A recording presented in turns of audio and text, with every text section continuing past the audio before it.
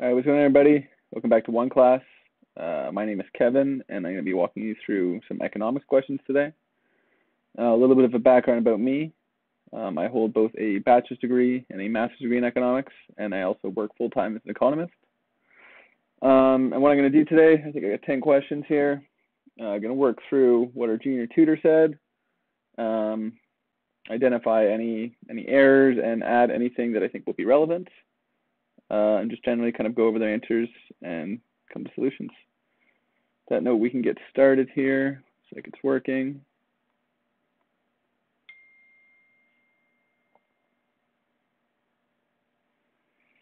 So first question reads as follows. The equation for the demand curve is D equals 100 minus P. So this demand equals 100 minus the price.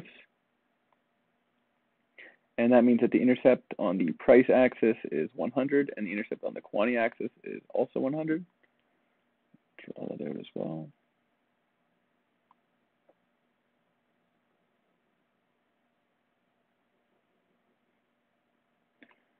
So on the x-axis, we've got our quantity. On the y-axis, we've got our price. So 100 minus p, so the slope here is going to be -1. So call this here 100.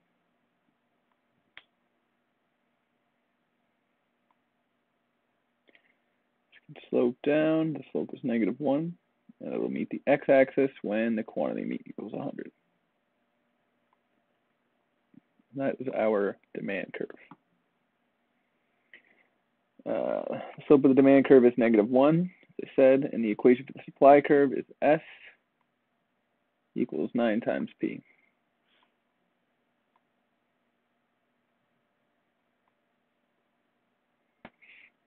And the supply curve begins at the origin and increases with a slope of 9. For example, if the price is $1, then the quantity supplied is 9. So that's going to come very sharp slope outwards. So for example, when the slope is when the price is 5, we would have quantity of 45.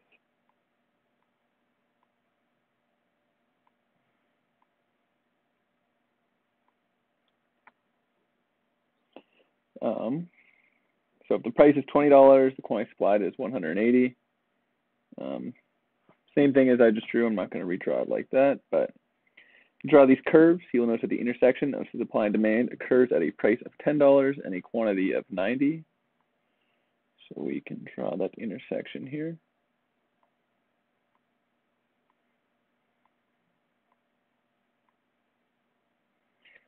Get rid of the 5 and 45, just so we have enough space.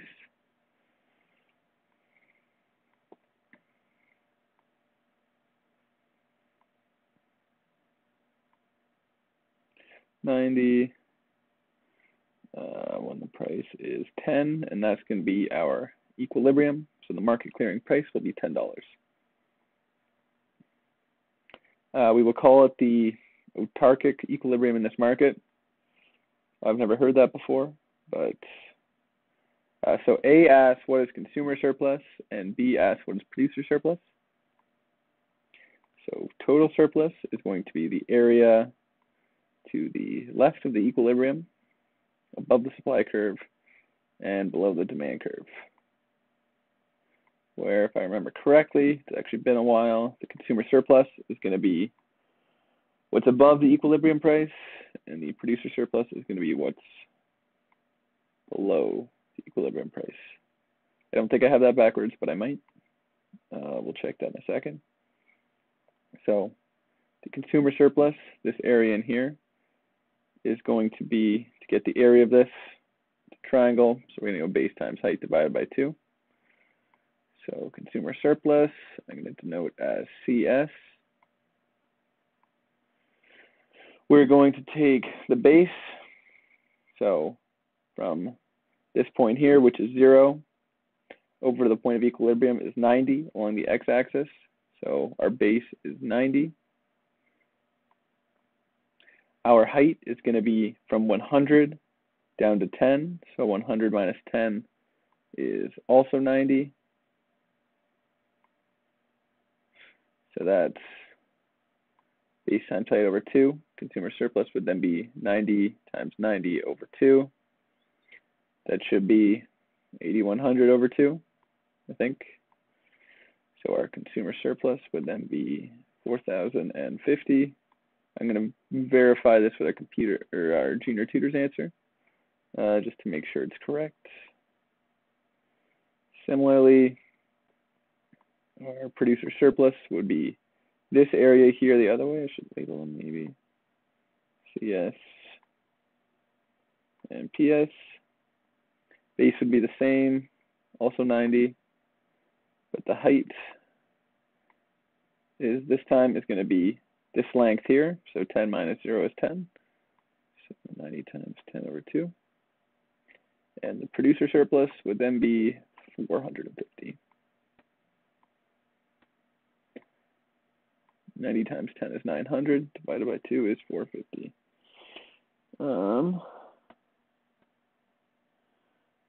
It looks like our junior tutor got the same answer, which is good. They said that consumer surplus is 1/2 times the demand curve intercept on the price axis minus the equilibrium price. So that is this area here. That's what I referred to as the height. And then times the equilibrium quantity, which is this here, which I referred to as the base. So that's correct. Part C, using the same information as in problems A and B. Now also assume that let me try that again. Using the same information as in problems A and B. Now also assume that the country can trade this product at a world price of $20. Will the country be an exporter or an importer of this product? And our junior tutor has said that the world price is going to be equal to $20.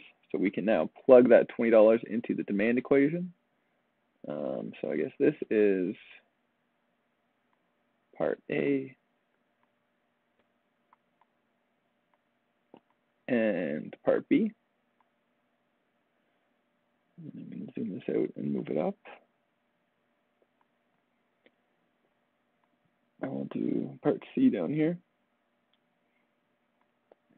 So demand is going to equal 100 minus B.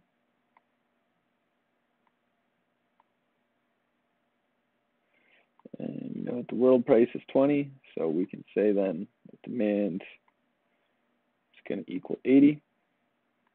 And therefore the quantity demanded at the world price is 80 units. So we can now go and plug in the supply equation.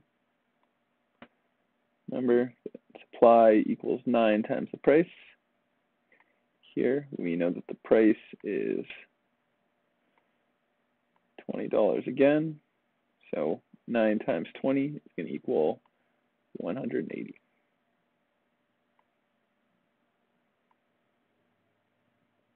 Quantity supplied is 180 units. And we can see that the quantity supplied is larger than the quantity demanded, which means that there is a surplus. So because we have a surplus, we have a larger supply than is being demanded for. We basically have 100 extra units. What are we going to do with those extra units? We're going to export them.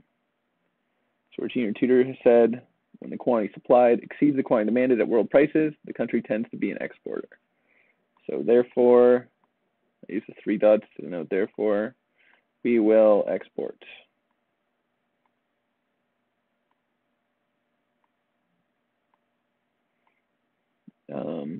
Because there is a surplus.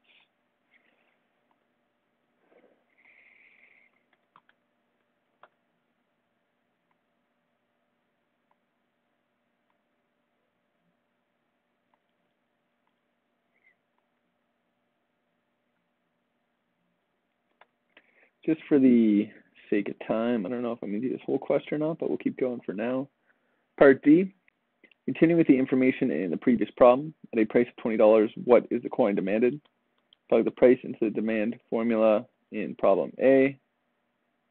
Did we already do that, or am I misreading this? So we already did that in part C, so I guess I will label this then part D. So 100 minus the world price of 20 gives us a demand of 80.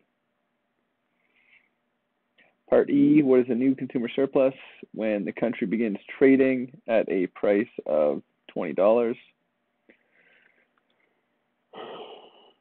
Pardon me. So I guess new consumer surplus.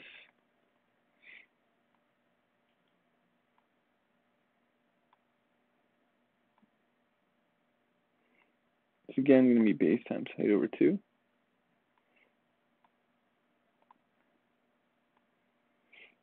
And instead of a price of $10 like we had here, we'll add this to the graph real quick.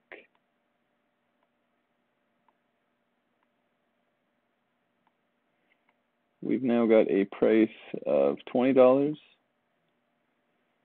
which yields a quantity supplied of 180,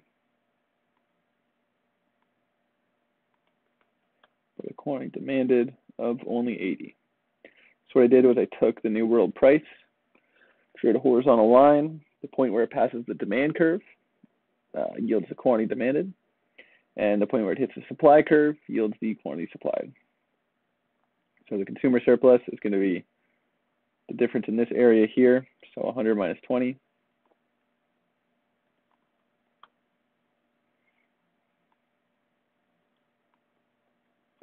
Times the difference in this area here, 80 minus 0 is 80.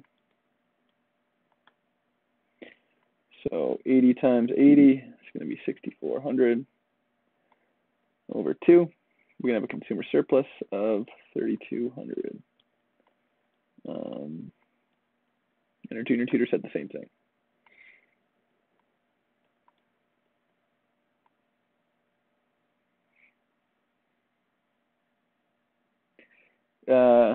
Next question is, what is the new producer surplus? When we trade at the world price. So the consumer surplus shrunk, the producer surplus is going to grow. So it's now going to be 20 times 80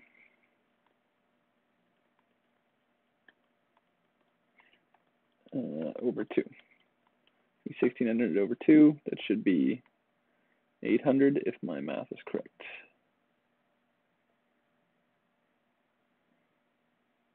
$1,800. Oh, sorry, I did that wrong. It's not 20 times 80, it's 20 times 180 because this is producer surplus, and so we're interested in the supply and not the demand. So it's going to be 20, which we can see here on the y-axis for price, times the 180 on this axis. So that's instead going to be 1,800, I believe they said.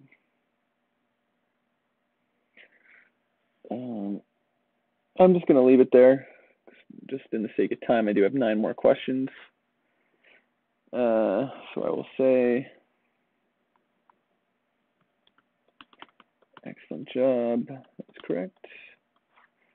Can move on to question 2 here. I will zoom this up a bit in case you guys want to see the graph with the new calculations. I'll give you a second to take a picture here, and then we can move on.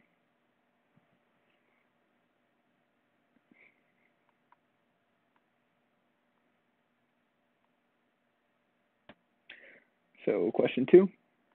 The poinsettia is a wildflower native to Mexico. It was almost unknown in the U.S. until the Eck family began selling them in the early 1900s from their flower stand in California. A member of the Eck family discovered a grafting process that resulted in a much thicker and more colorful poinsettia plant, which became hugely popular at Christmas. The Eck family did not attempt to patent the grafting process, but instead managed to keep the process a secret for many decades, and so maintained a monopoly on the commercial production of poinsettias for all those years. Eventually, a university professor figured out the grafting technique and published it in an academic journal. What do you think happened to the price poinsettias after the publication of that article, and why? And our junior tutor said, as the university professor makes known the grafting technique and publishes it in an academic journal, more people would now be interested in producing or grafting poinsettias. Once the production process became known, many producers of an in-demand product would have emerged, causing an increase in the supply of the product. When supply increases with no change in the demand of the product, there is a fall in the equilibrium price of the product and an increase in its equilibrium quantity. So what they're referring to,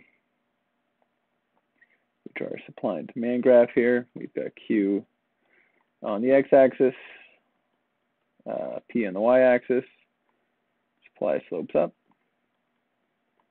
demand slopes down.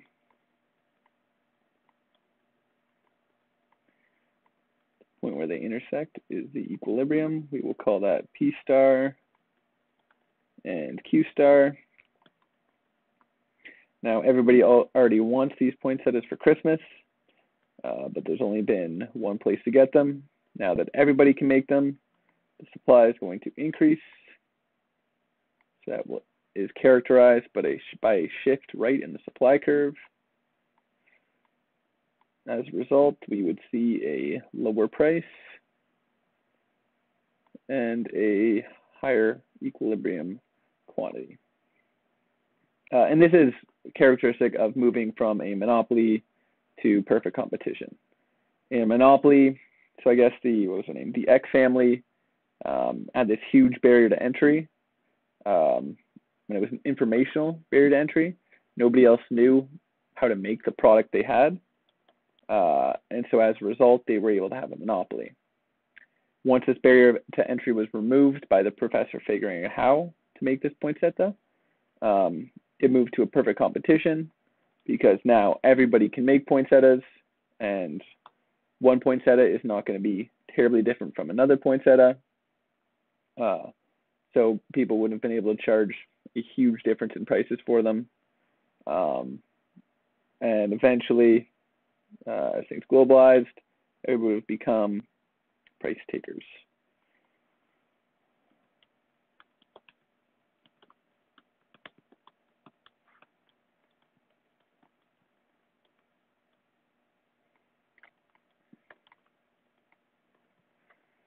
Move on to question 3 here.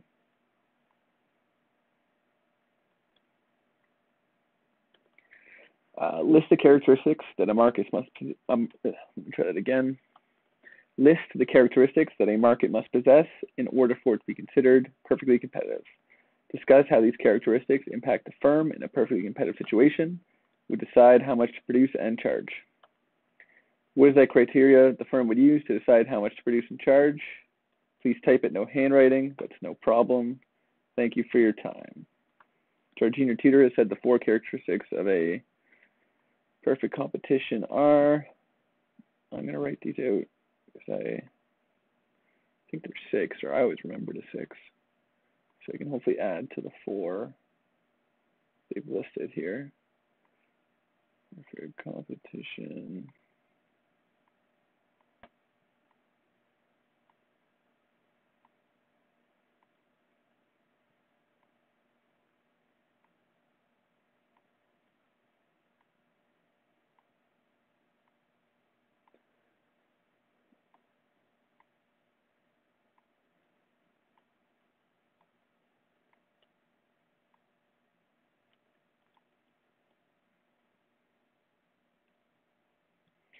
So first they've got large number of small firms. I usually rate that as many buyers and sellers.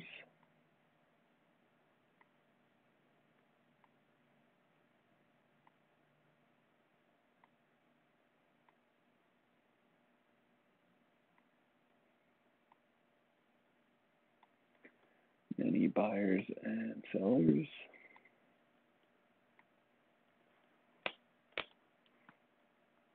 Second, identical products sold by all firms. I usually see that listed as homogeneous product. So for example, like the grocery store, people sell mushrooms.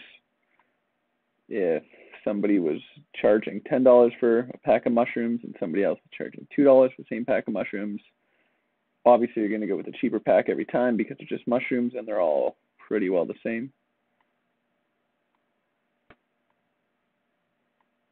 There is nothing differentiating the $10 pack from the $2 pack. 3, perfect resource mobility, or the freedom of entry into and exit out of the industry. In other words, no barriers to entry.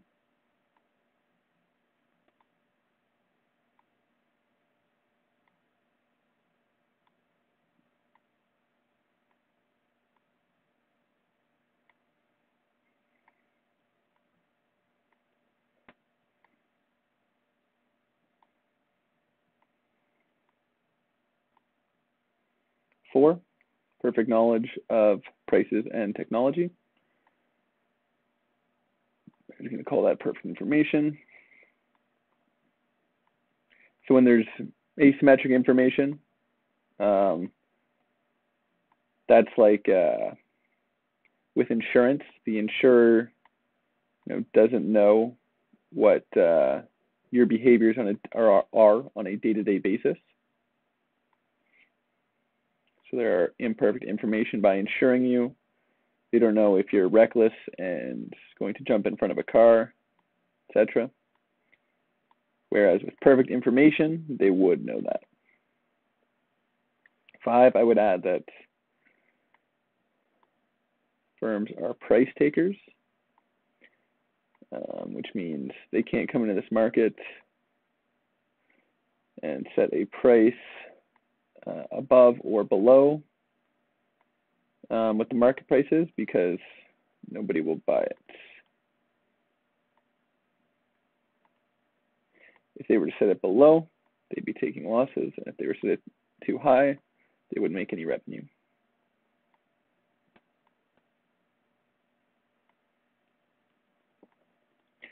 I think I normally list a 6, but it's not coming right now, so we'll move on.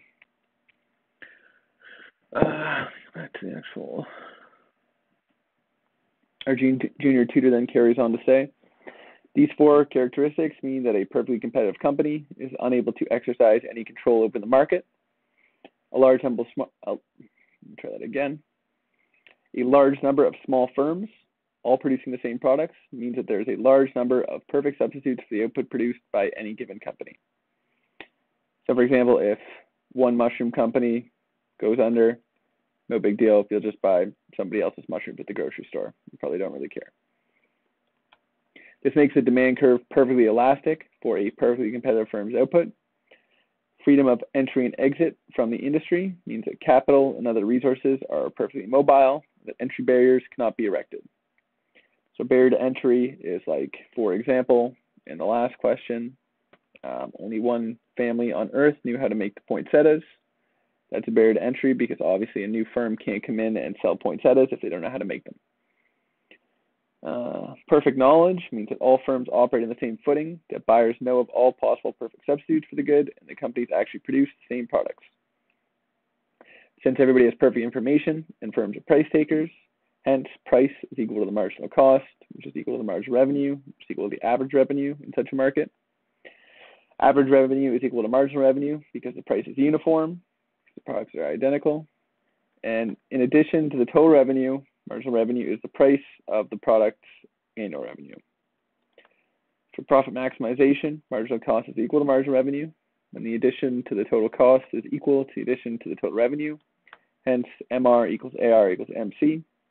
This is where the firm will produce and charge a price equal to its MC. That was a mouthful to say. I'm going to show you guys the long run perfect competition graph, which basically shows what our junior tutor said on a chart. All firms are price takers, so P is flat. Our marginal cost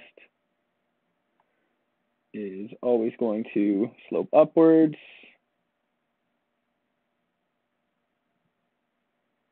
And then our average total cost comes across, and all firms are going to produce at the point where the three of these meet. Q star and P star.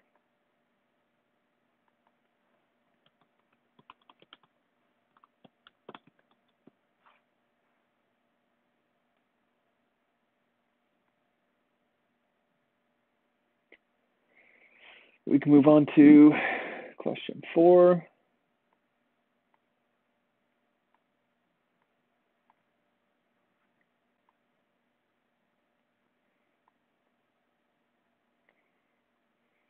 So suppose that with a budget of $180, Deborah spent $108 on sushi and $72 on bagels, when sushi costs $2 per piece and bagels cost $2 per bagel.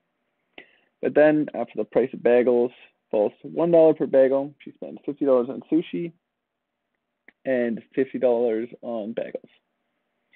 So how many pieces of sushi and how many bagels did Deborah consume before the price change? So she spent $108 on sushi.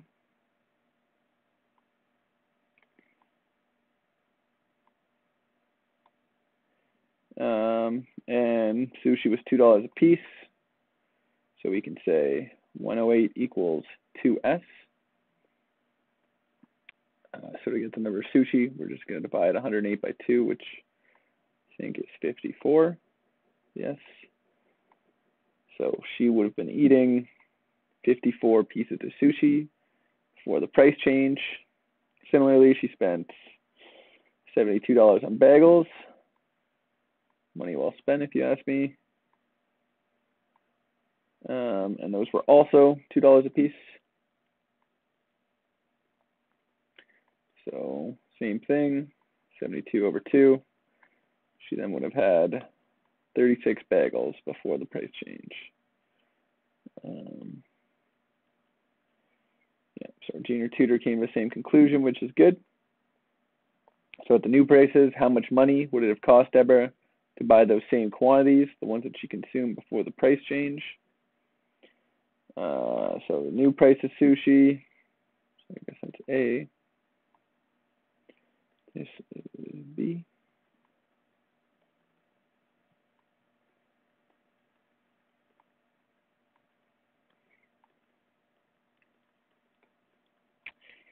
So call it P prime. So P prime of sushi is 2.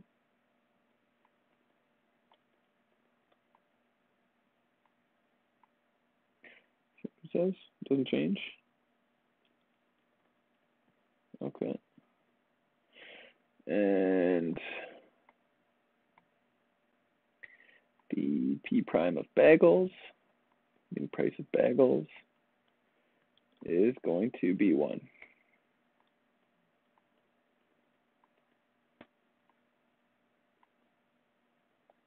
So this is asking,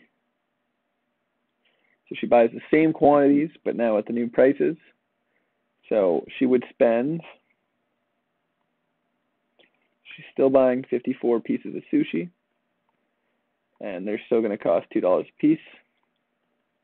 And she's still buying 36 bagels, but now they only cost $1 a piece. So 54 times 2 is going to be 108. 36 times 1 is going to be 36. And that's going to come out to 144. So when the price of bagels falls from $2 to $1, her expenses fall from $180 to $144. So she saves 36 bucks.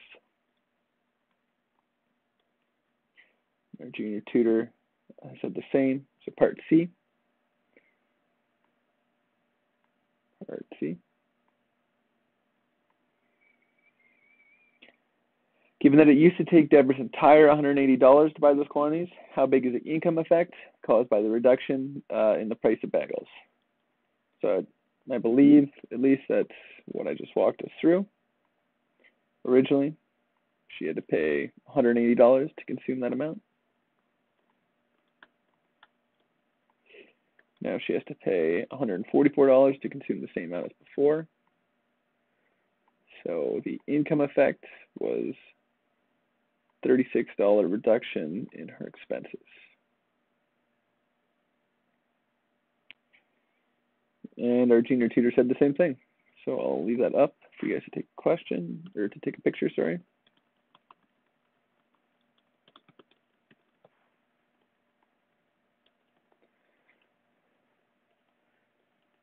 And we can move on.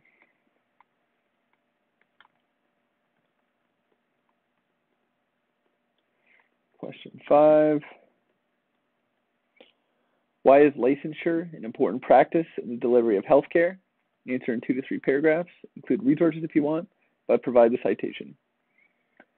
So our junior tutor has said that licensure of professionals attempts to raise the standards of services customers receive. The governing body establishes the basic qualifications professionals should meet to obtain a license to practice. Those qualifications include educational and training requirements and demonstration of competence by passing 1 or more exams. The government can revoke the license if there is evidence that services are substandard. A newer argument for licensure is that rent on members of a profession through a barrier to entry will lead them to make additional efforts to provide services in a competent and ethical manner. Penalties from losing the privilege through disciplinary action is quite large. Consequently, hospitals, ambulatory care facilities, and various types of insurers are establishing policies as to which physicians are to be allowed to perform a procedure or be paid for performing a procedure. Medical licensing by states has been common, and the initial license is based on graduation from a medical school accredited by a liaison committee on medical education and allied programs from different accredited medical councils. Over time, a large proportion of physicians have become certified. Hospitals use board certification and other credentials to determine whether a physician will be permitted to practice.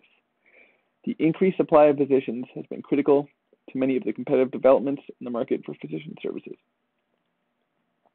So one good example I can think of is this in regards to the rent on members of a profession.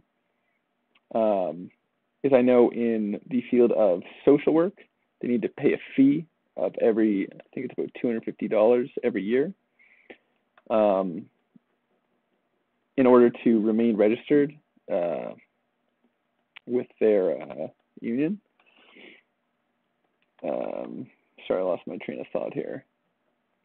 And what this does, by making them pay to maintain this license every year, is ensures to clients and patients that they are of high ability and certified to be giving them the treatment that they need. Little less so related to this, but also so related to it, is the degree you get from university. What you're doing is signaling to employers that you're competent and that you're of high ability. And as a result, they're more tempted to hire you. This is especially important in healthcare because it is so critical, such a critical human need. Obviously, if you're injured or you become sick and you go to the hospital, you want to be sure that whoever it is that's taking care of you is competent and knows what they're doing when they're taking care of you. So a good system that's often put in place is licensing. I don't think I have anything else to add to that. I thought that was a very good description by our junior tutor.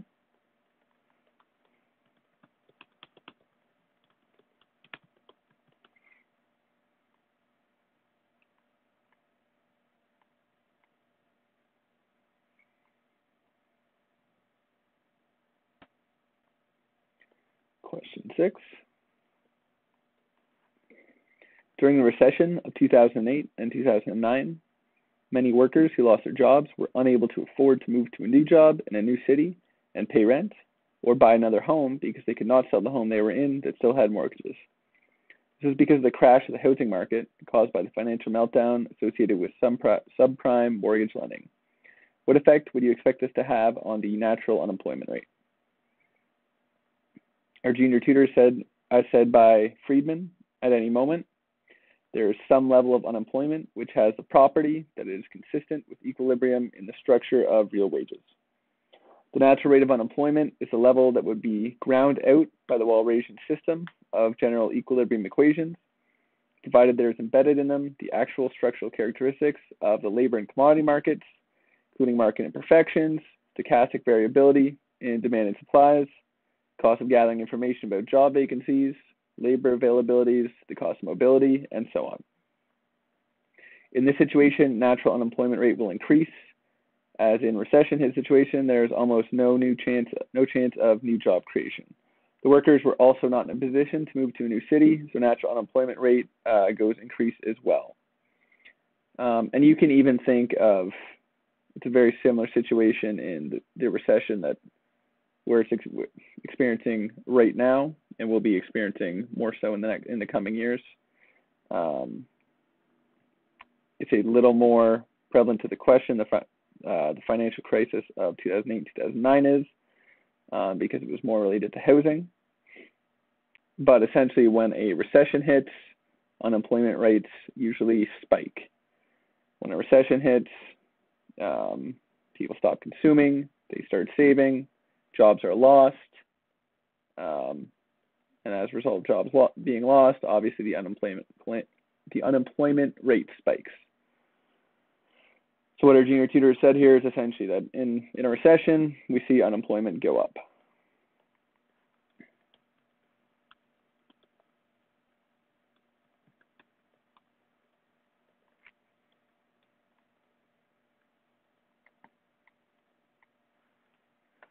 Moving on to question 7.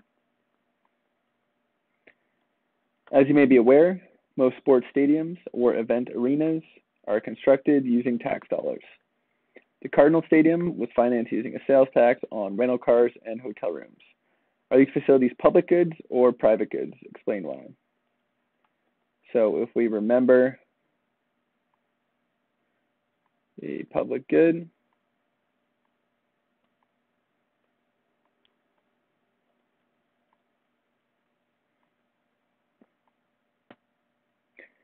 is one that is going to be, 1, non-rival,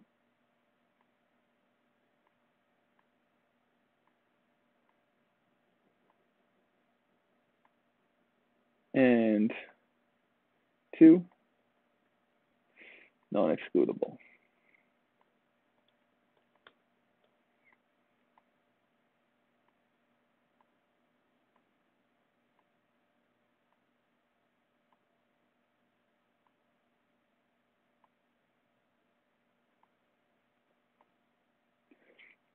So non-rival means that one person's consumption of this good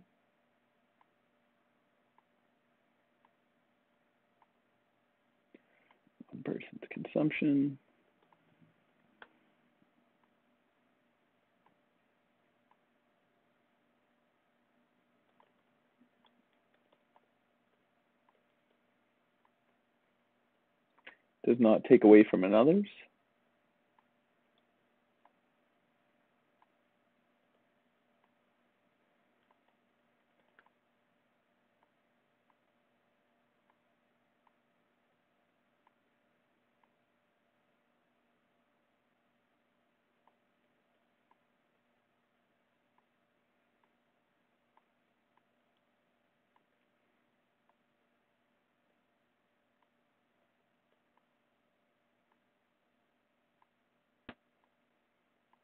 One person's consumption does not take away from another's. And non-excludable means that no one can be stopped from consuming the good. So an example of a public good is like a walk in the park, maybe. It's non-rivalable. It's non-rival because me walking in the park does not exclude you from walking in the park. And it's not excludable because nobody can stop you from going for a walk in the park.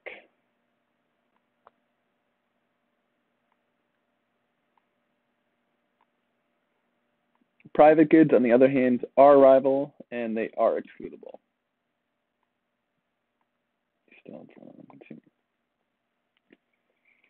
So are these sports stadiums or event arenas, are they public goods or private goods, and explain why? So first we can ask ourselves is, like a Cardinals game, is that non-rival, meaning that one person's consumption does not take away from another's? No, it is rival because there's only a set number of seats in these stadiums. I don't know how popular the Cardinals are, but maybe for this example, we'll change it to the Raptors Stadium. Scotiabank Arena is almost always sold out when there's a home game. So if I wanted to go to the Raptors game and it was already sold out, I couldn't get tickets. That means that it's rival because all the other people's consumption that bought tickets means that I can now not consume the game. Next question is whether or not it's excludable. Can you be stopped from consuming? So can anybody stop me from going into the Raptors Stadium to watch a game? Yes, they can, unless I've paid for a ticket. The security at the door is going to stop me from attending the game. So we know that these sports stadiums are both rival and excludable, making them private goods. Because they were raised from a sales tax, they are publicly funded private goods, but being raised from a sales tax itself does not make them public goods. These are private goods. Our junior tutor has said that taxes are the additional charges paid by the public, which is used by the government to develop infrastructure for public use. In a given case, Cardinal Stadium was constructed from the money raised from hotel and car rental tax.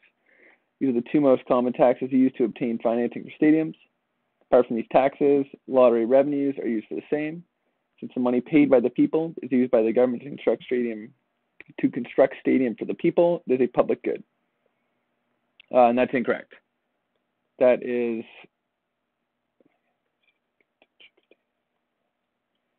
it is a publicly funded private good.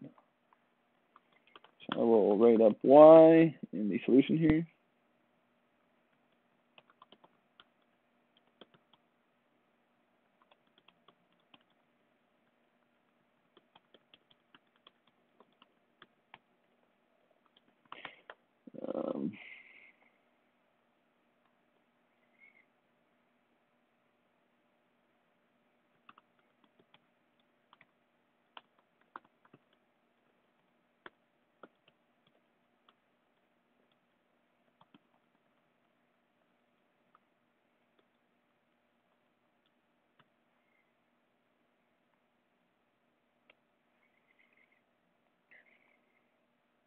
Cool, we can move on to question 8 here.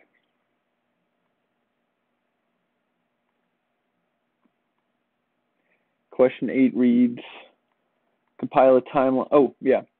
I don't actually know anything about this question. It just looked interesting, and I'd like to learn about it, so we can learn about it together. Compile a timeline summarizing the most important matters surrounding the British currency crisis. Ensure that you answer the following. 1, what were the events leading up to the crisis, policies, events, etc., that made the country susceptible?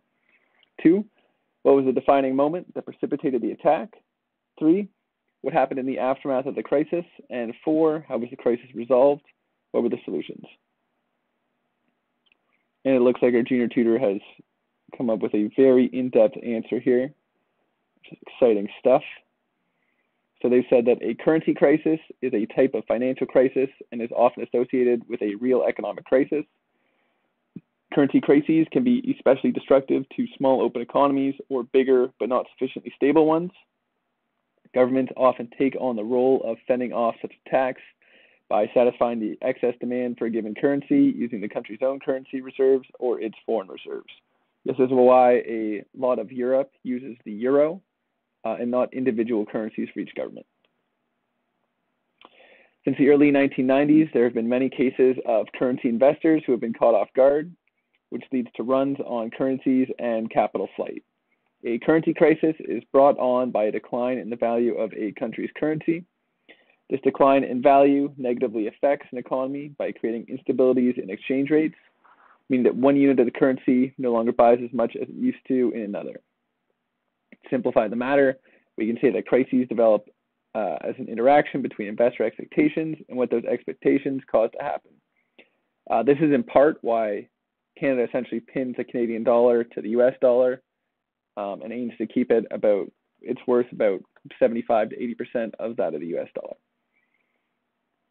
So the causes of a currency crisis and the determination of how certain factors affect the overall value of a currency and its effect on investors. Basically, a currency crisis results from a decline in the value of a specific currency. The declines impact an economy negatively as it creates instability or fluctuations in the exchange rate. This is brought about by the interaction between investor expectations and the effects that these expectations occur thereafter in the UK. One of the common actions undertaken when a specific economy is experiencing or is projected to undergo a currency crisis, the country's central banks of the UK would shore up the value of the local currency through deposits made from their current foreign reserves.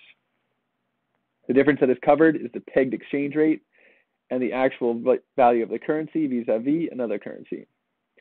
When devaluation occurs, there is downward pressure on the currency that can only be counteracted by the interest rate. Increasing the interest rate requires a decrease of the money supply, which in turn triggers an increase in demand for currency. So if we remember our money market graph, we've got the quantity of money on the x-axis, and we've got the interest rate here. Our money demand slopes down, and our money supply slopes straight up as a line. So if we want to, and where money demand meets money supply is going to be our interest rate. So if we want to increase the interest rate, we're going to have to shift the money supply curve to the left. We'll call that MS prime. And assuming the money demand curve stays the same, the new interest rate will be higher than the old one. So increasing the interest rate requires the decrease of the money supply, which in turn triggers an increase in the demand for the currency. To create capital outflows, foreign reserves are sold off, and payment would be made in the domestic currency, creating a locally denominated asset. Currency crises are caused by several underlying factors, ranging from central bank policies to pure speculation. The primary cause of a currency crisis is a central bank's failure to maintain a fixed rate peg to an often floating rate foreign currency. For example, George Soros famously bet that the British government wouldn't be able to defend the British pound's shadow peg with Germany's Deutschmark, since Britain had 3 times the inflation rate of Germany. Cool, I didn't know that. The consequences of currency crises are usually severe and typically involve output and employment losses, fall in real incomes of the population, deep contraction in investment, and capital flight. Also, the credibility of domestic economic policies is ruined. In some cases, a crisis can serve as an economic and political catharsis. Devaluation helps to temporarily restore competitiveness and improve a current account position. The crisis shock brings a new, reform-oriented government, and politicians may draw some lessons for the future. There are many solutions to a currency crisis in the UK, including many preventative measures that can be taken. The best solution to a currency crisis is avoiding them in the first place with preventative measures. Floating exchange rates tend to avoid currency crises by ensuring that the market is always setting the right price, as opposed to fixed exchange rates where central banks must fight the market. For example, Britain's fight against George Soros required the central bank to spend billions to defend its currency against speculators. Central banks avoid monetary policies in the UK that involve trading against the market unless it's necessary to prevent a broader crisis. For example, emerging market economies could have accepted the inevitability of currency outflows and reformed investment policies to attract foreign direct investment instead of trying to raise interest rates, which ended up costing banks millions to maintain. To end the debt crisis, we simply need to remove this power to create money as debt from the banks and return it to democratic power, such as the Bank of England. Then, instead of new money being lent into the economy, which increases our total debt, it can be spent. Thus, money could be used to increase public spending, reduce taxes, reduce the national debt, or even make payments directly to citizens. Except, an example of that would be like the stimulus checks we got when COVID started. Except for paying off the national debt, these methods all get money back to ordinary people and businesses rather than pumping it directly into the banks and hoping that the banks are then confident enough to lend it to us. If the money was used to cover existing government spending, it would mean that the government would not need to collect so much via tax. The government could then reduce taxes on the poor so that no one earning an income of less than, say, 12,000 euros would pay a penny of tax. So immediately raise the living standards of the poorest in society. So what they're saying there is sort of synonymous with a universal basic income or some sort of basic income. And what a basic income aims to do is reduce inequality between the poorest members of society and the rest of society. Once the new money makes its way into the hands of the public, it can be used to pay down the existing debts. The current crisis is unnecessary and easier to solve than it appears, but first we all need to understand more about where the money comes from and how it affects our lives. To make this happen, 9 positive money volunteers are working flat out to show how reforming the banking system could also deal with poverty, debt, inequality, and the environmental crisis. This activity is starting to spread across the country, which leads results to resolve the crisis.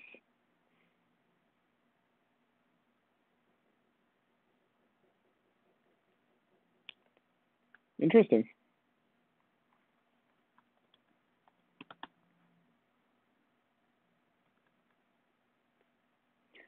If anybody's interested in that further, I'd recommend Googling it and giving a read up on it. I don't really have anything else to add outside of the little bit of commentary I had as I read through. Yeah. Move on to, I think, our last question, or maybe our second last question, I think.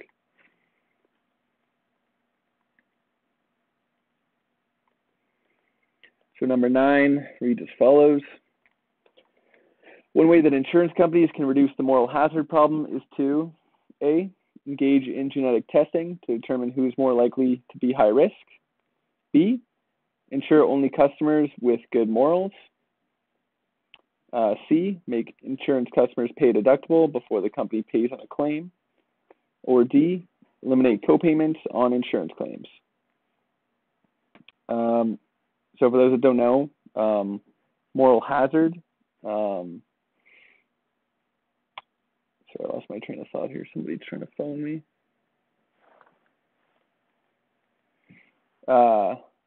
Moral hazard is a problem an insurance company faces, where if they insure you, they don't know what your behavior is like, and now that you're insured, you technically have an incentive to act recklessly, more carefree, because you know you're insured, and if anything happens, you'll be paid. So, for example, walking out in front of a bus in order to collect a paycheck from your insurance. So our junior tutor said that the answer is C. One way that insurance companies can reduce the moral hazard problem is to make insurance customers pay a deductible before the company pays on a claim. So that's pretty typical, both with a lot of benefit plans and other things. So the first time you have to claim insurance, you'll have to pay some amount, we'll call it $100, for example, out of pocket. And after that, insurance will cover you for the remainder of your claims under that category. So they said that moral hazard is an idea that under some circumstances, people might alter their behavior and take more risk because they want to avail benefit of insurance. For example, people do not take care of their bicycle if it's already insured because they know that their damage will be reimbursed by the insurance. Therefore, it is better to take a charge to keep themselves morally right, prevent them engaging in any malpractices. So to build on that, you say if you're not insured and you have to ride your bike to class every day, when you get to class, you're probably going to walk your bike up because you don't want it to get stolen. However, if you've got insurance on the bike, you might bike to class every day and just leave it there. And if it gets stolen, you know that you're going to be compensated for the stealing, and maybe you can even buy a newer and better bike. So as a result, they would make you pay a deductible on the bike insurance. So say you have to claim that your bike is stolen, it's going to cost you $100 or some other amount on the deductible first before you're reimbursed. It's a great answer by our junior tutor. And we can move on to what I believe is the last question here.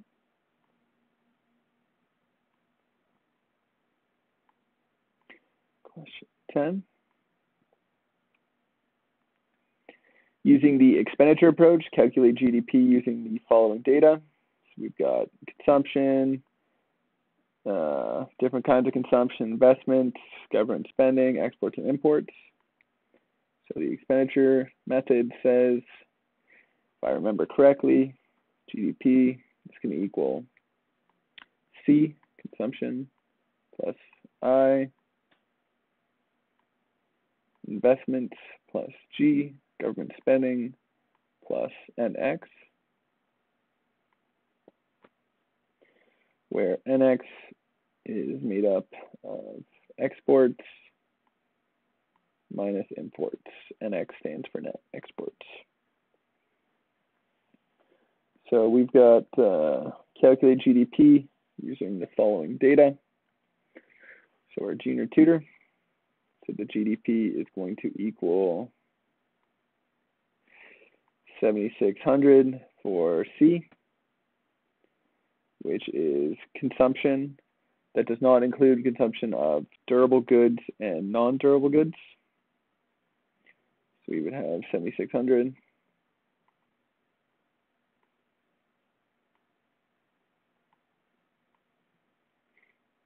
plus 2,750 for I. So this includes investment, but not fixed investment.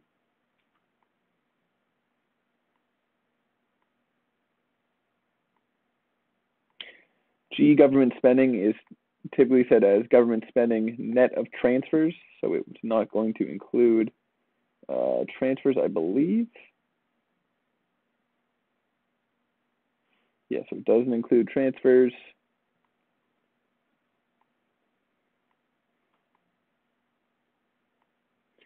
Then net exports is going to be exports minus imports. That's going to be negative.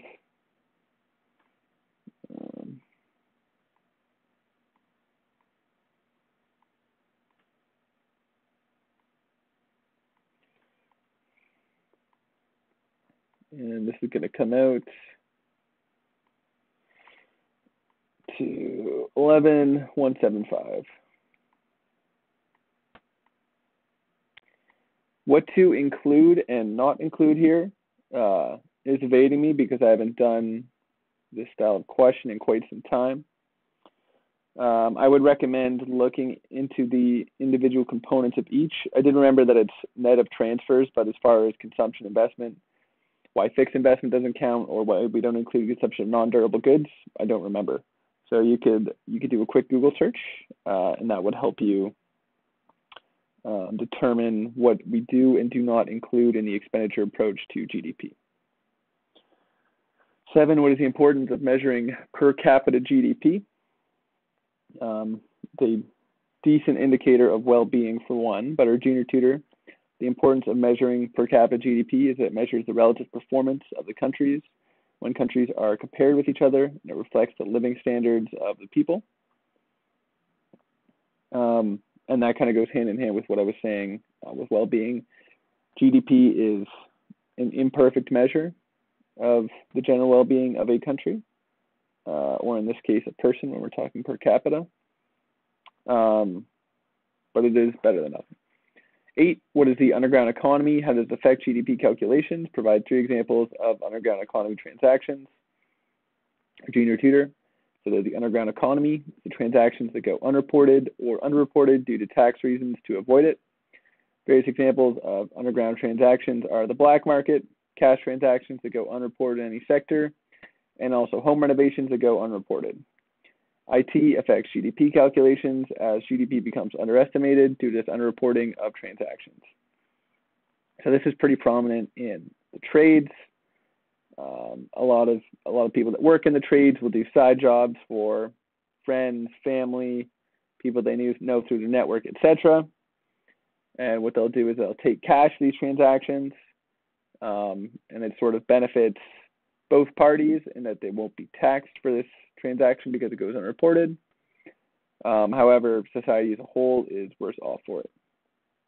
Of course, the black market, that's talking about things that are illegal to buy and sell, for example, like drugs, things that are stolen, etc. I think I have anything else to add. I will say.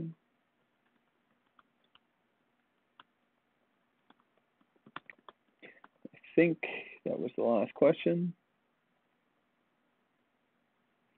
It was, so I'll wrap this up here. Thanks for watching the stream. This was Kevin from OneClass. If you have your own questions, I believe there should be a link below this video. You can click and send in your questions, and I or our other senior tutor, Ose, will get to them hopefully sometime this week. Outside of that, you can like or share the video by following the link below. This has been Kevin from OneClass. Thank you for watching, and we will see you soon.